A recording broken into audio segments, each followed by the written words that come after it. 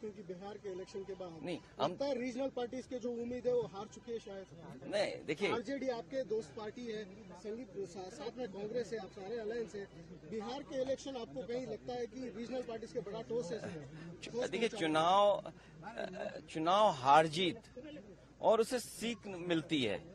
आप पॉपुलर हो सकते हैं, आपको वोट ज्यादा मिलेगा, लेकिन बीजेपी की जो मशीनरी है, बीजेपी का जो काम करने का तरीका है, बीजेपी जिन इश्यूज को लेकर के ग्रास रूट तक जाते हैं। मान लीजिए उन्होंने अब ये कहना शुरू किया है कि महिलाओं ने बहुत उन्हें वोट दिया है, विमेन वोट ज्यादा मिला है उनको, ये तो बताया जा सकता है, लेकिन आप 10,000 रुपए कब तक देंगे?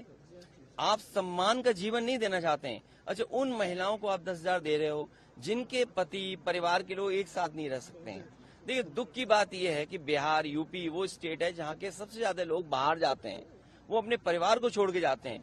परिवार के साथ परिवार की तरह रहें, उसके लिए सरकार काम नहीं कर रही है। बस 10,000 रुपए दे करके वोट ले लिया, बाद में जैसे और स्टेटों में इन्होंने किया है कि नंबर्स कम कर देना है, बाद में नियम बना देंगे, रूल्स बना देंगे, बाद में पता लगा कि उतनी हमारी माता बहनों को मदद नहीं मिल रही। सेम महाराष्ट्र में और किसी स्टेट में इसी तरह का काम होता है। आप कैसे रीड करते हैं सर, क्योंकि काफी सालों से आप पॉलिटिक्स को देखते जा रहे हैं, बीजेपी का इस बेहतरीन विन कहा जा रहा है उनके तरफ से, इंडिया का बेहतरीन विन जेडीयू को, आप कैसे देखते हैं सर? नहीं, इतना सीट जीते हैं, 202 डबल सेंचुरी, हजम नहीं हो रहा।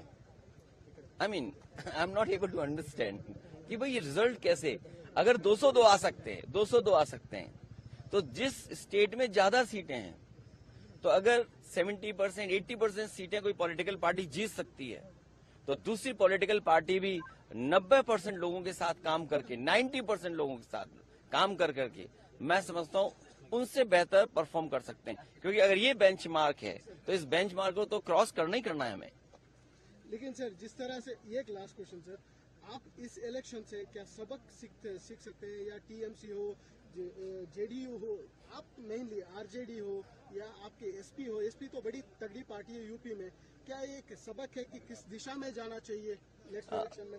यूपी में हम लोगों ने हार से ही सीखा है, और हार से ही सीखने का मौका मिलता है। जब आप बिल्कुल नीचे पहुंच जाते हैं तब आपको लगता है कि वो ऊंचाई पर कैसे पहुंचे हैं। हम हारे थे, मुझे याद है हमें 5 सीट मिली थी, मैं सरकार नहीं बना पाया, और उसके बाद डबल इंजन, उन दोनों डबल इंजनों को हमने हराया, और ऐसी ऐसी सीटें वो हारे हैं अभी भी शायद वो कल्पना नहीं कर सकते। अभी बिहार की जीत यूपी की जीत को बराबरी नहीं कर सकता। यूपी की जीत अलग जीत है, बिहार की जीत अलग जीत है। आप बिहार जीत सकते हैं, लेकिन यूपी की जो हार हुई है उसको अभी हार में जीत में बदलने में समय है। उसके लिए हम लोग तैयार हैं। असेंबली इलेक्शन बहुत दूर नहीं है, उसके लिए हम लोग तैयार हैं। आज जब हम और आप मिल रहे हैं, हो सकता है कि अगर 11 जनवरी 2027, अगर 11 जनवरी 2027 को डिक्लेयर होता है इलेक्शन, तो आज हमारे पास 423, 424 दिन है, और यूपी में 403 असेंबली हैं, तो हमारे पास 20 ही दिन तो स्पेयर में हैं। तो 20 ही दिन स्पेयर में, बाकी तो हमें काम ही करना है। सर, बेंगलुरु एक बड़ा उम्मीद लेके आए हैं, कैंपेन आपने शुरू किए हैं, क्या सोच रहे हैं सर? देखिए, ये जगह मैंने, चलिए आप सर, बड़े दिनों के बाद आपका दूसरा घर आए हैं आप। देखिए, बेंगलोर, मैसूर, कर्नाटक मेरे लिए वो जगह है जहाँ पर मैं बड़ा हुआ, पढ़ा, सीखा, और बहुत अच्छे अनुभव मिले, और उसका परिणाम ये हुआ कि आज हम लोग राजनीति में जो समझ रखते हैं वो मैसूर, कर्नाटक इसलिए है क्योंकि यहाँ पर 12th के बाद जो पढ़ाई हुई, जो ग्रूमिंग हुई, जो नॉलेज मिली, उसका लाभ मुझे आज भी मिल रहा है। क्योंकि ये स्टार्टअप का हब है बेंगलोर। एक जमाना था कि हमारे साथ जितने भी बच्चे पढ़ते थे वो सॉफ्टवेयर इंजीनियर, बाहर जाने का सिलसिला, भारत से बाहर जाना, या उस समय ग्रो हो रहा था ये सेक्टर।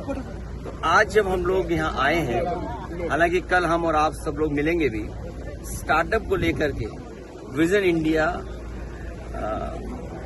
नियो इंडिया, उस दिशा में कैसे आगे बढ़ें, इसलिए बेंगलोर से अच्छी जगह और कोई नहीं हो सकती। इसलिए शुरुआत की है बेंगलोर में, और कल जब यूपी में सरकार बने तो उस दिशा में हम लोग काम करें। उम्मीद है सर कल सरकार